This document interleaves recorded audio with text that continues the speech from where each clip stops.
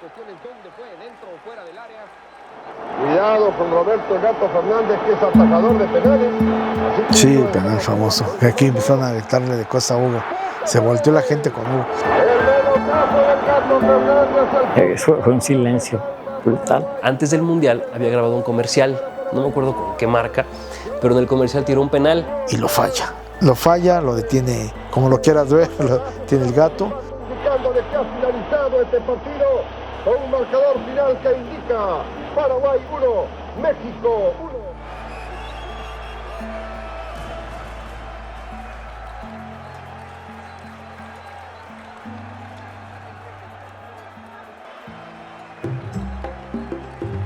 Paraguay tiene una identidad futbolística que lo llevó a grandes resultados y a vivir partidos memorables que quedan en la retina de los amantes del fútbol de todo el mundo. Yo primero recuerdo esa base ofensiva que yo creo que Paraguay siempre para mí se ha caracterizado por eso, ¿no? Por los defensores que tiene, que lo hacían muy complicado que le hicieras mucho daño, ¿no? Tienen una fábrica inagotable de centrales y de defensores que no sé cómo lo hacen. Para nosotros, los mejores defensores de Sudamérica vienen de Paraguay. Y de ahí ya lo que pueda salir para adelante, pues ya es ganancia, ¿no? Tuve la oportunidad de compartir con algunos de ellos, aunque muy poco, ¿no? Con Roque Santa Cruz estuve un tiempo en Cruz Azul. La primera característica que te diría del paraguayo es que es humilde, es que es muy trabajador, es que es muy bueno para el grupo. La última participación de la selección en un mundial fue 16 años atrás. Curiosamente, luego de la mejor participación de la historia de Paraguay, cuando todo indicaba crecimiento, la albirroja no volvió a los mundiales. Sí me acuerdo que ha sido el mejor mundial que se ha tenido, o por lo menos el que se recuerda, ¿no? He sufrido con ustedes las eliminaciones en los últimos minutos, el gol de oro en el 98, también en el 2002 sucedió, ¿no? Que de último minuto los echaron. También disfrutamos acá que Cabañas fuera el ídolo para la eliminatoria del 2010, el famosísimo comercial del Mariscal. Yo seguí mucho ese Mundial de Paraguay, justo por lo que había ocurrido con Cabañas. Quería ver hasta dónde podían llegar. Con Cabañas le hubieran ganado sin duda a España, ¿no? Ese penal que falló el Tacuara lo hubiera metido Cabañas, estoy seguro. Yo lo seguí mucho, bueno, me gustaba mucho ese periodo fuerte que tuvieron desde el 98 al 2010, que calificaron a todas, porque hay dos jugadores que me gustaban mucho, Cabañas y Cardoso. Ambos jugaron en México, obviamente. Cardoso para mí es de los mejores extranjeros que han venido a este país, de los mejores, y pues lo seguía mucho por ellos. Cabañas, pues el comandante. Chilavert, me encanta cuando hacía los tiros libres, ¿no? Con portero, otros de los grandes. Entonces ese periodo, yo sentía, ese del 2010.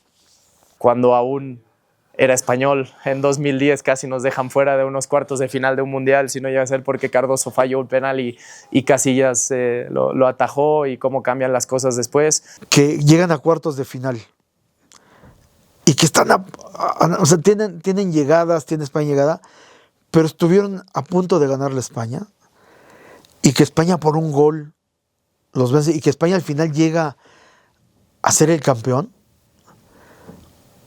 Yo sentí que ahí Paraguay iba a crecer mucho. Y en lugar de eso se les acabó la generación dorada y se vino abajo y no volvieron a calificar a Copas del Mundo. Es un país que esperas como que cada 4 años que califique y no califica. Para un país tan futbolero como es el Paraguay, tener tantos años de ausencia en el torneo más importante fue un golpe muy duro para el deporte nacional. Yo la verdad pensé en un principio que iban a quedar fuera, ¿no? Llegó un momento en el inicio del torneo, de estas eliminatorias sudamericanas, donde pensé que quedaban fuera, y luego de repente creo que hubo cambio de técnico, ¿no? Y después todo fue ir para arriba, hasta alcanzar esa clasificación, ¿no? Una selección que ahora con Alfaro ha sabido recuperar ese talento, el orden sobre todo, porque si algo tiene Alfaro es ordenar muy bien a sus equipos. Lo vimos con Ecuador en el Mundial pasado haciendo una eliminatoria espectacular, lo había logrado ahora con Costa Rica, que es una selección que no ha podido clasificar ahora con el Piojo Herrera al Mundial y ha tenido muchos problemas en ese cambio de generación. Bueno, yo veo una selección totalmente con un refresh generalizado, veo a los jugadores muy confiados, veo un estilo de juego totalmente diferente a los que nos presentaron anteriormente los directores técnicos que pasaron por nosotros, y no solamente ahí era el problema, era mucho más adentro. ¿Cómo explicarte? Tuvieron ese incentivo que Gustavo Alfaro les dio, esa seguridad a cada jugador, y lo veíamos en el campo de juego. Veíamos que un Enciso totalmente descarrilado, totalmente ya metido en lo que era su puesto, a un Tony Sanabria generando goles, que era lo que queríamos anteriormente, un Miguel Almirón que corría y concretaba también de esa manera una jugada. 16 años después se nos cumple el sueño de poder estar de nuevo en un mundial y con una selección joven, una selección brillante, una selección que genera otra vez ilusiones dentro de nosotros. Hasta quiero llorar de la emoción.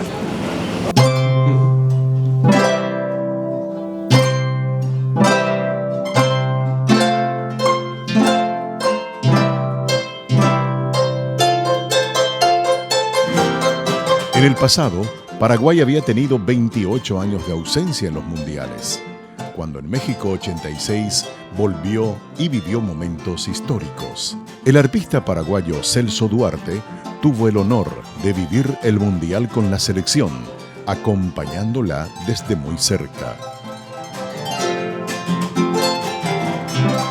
Que llegaba a la selección ya conocíamos a algunos jugadores que en esa época había más futbolista paraguayo en la Ciudad de México. Cuando vinieron a la selección, supimos que Gis tocaba guitarra. Entonces él metía su guitarra de nosotros como si fuera de él, y con esa guitarra en las habitaciones de ellos, o la reunión con la época de como se llama, la hora del mate y todo, los muchachos le cantaban a los futbolistas, ¿no? Previo a ese histórico mundial, México había sufrido uno de los mayores desastres naturales de su historia. El terremoto que azotó el país dejó grandes pérdidas humanas y materiales. El mundial nos sacó de esa realidad por lo menos durante un mes y nos ayudó mucho a los mexicanos. O sea, y socialmente nos ayudó mucho.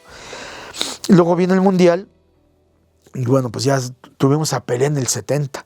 Pero ahora viene el siguiente mejor futbolista, catalogado por muchos como el segundo mejor de la historia, Maradona, y viene el Mundial y también unos grandes partidos. Llega ese partido contra Inglaterra, que es grandioso, el de la mano de Dios y el golazo que anota. Arranca por la derecha el genio del fútbol mundial. Y es el tercer para Borruchaga, siempre Maradona. Genio,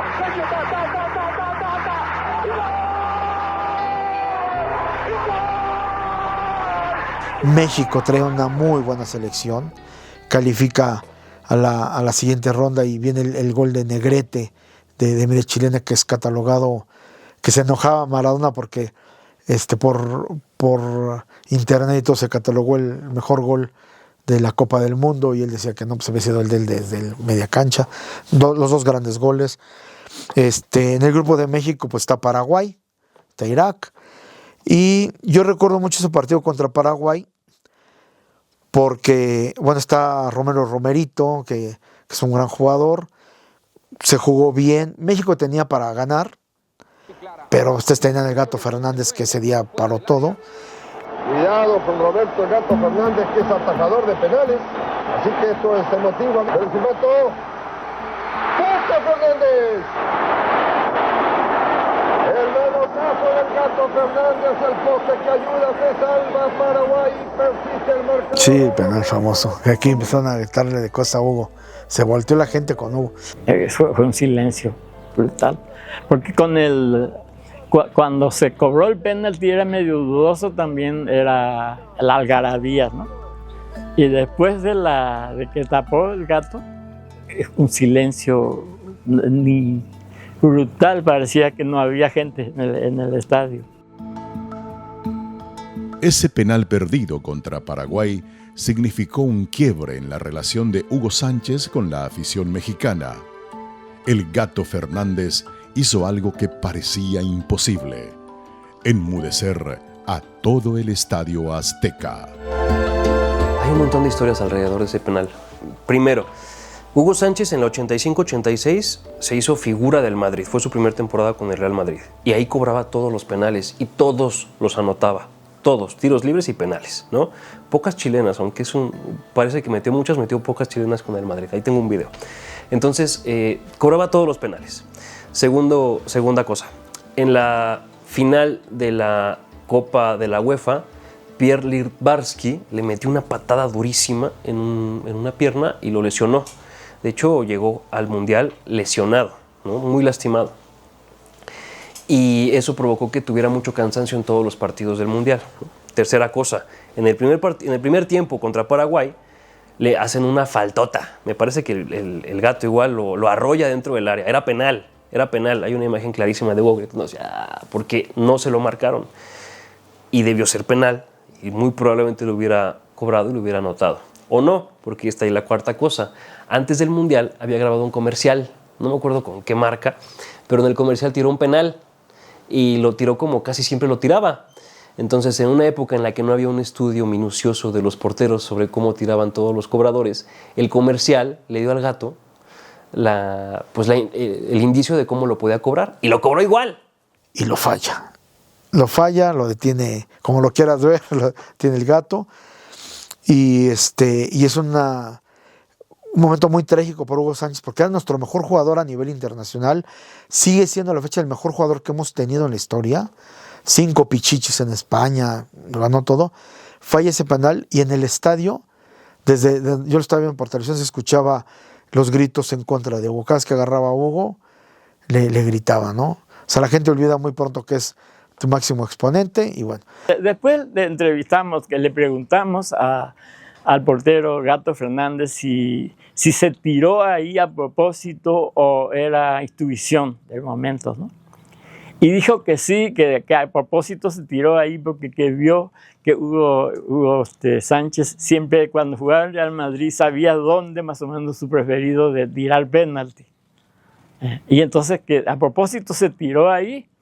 Pobrecito, Hugo quedó muy quemado porque como que ahí donde tenía que haber brillado y porque con eso ellos iban a ganarle a Paraguay, ¿verdad? Con ese gol, ¿no? Entonces por eso se lanzó a la derecha y lo pudo tapar, ¿no? Y que aparte era de último minuto, ¿no? Era el gol de la victoria. Entonces, bueno, a partir de ahí surgieron muchas cosas. Se inició un cántico de Hugo Tarugo, ¿no? Hugo Tarugo, y le cantaban así en los bares, en la calle.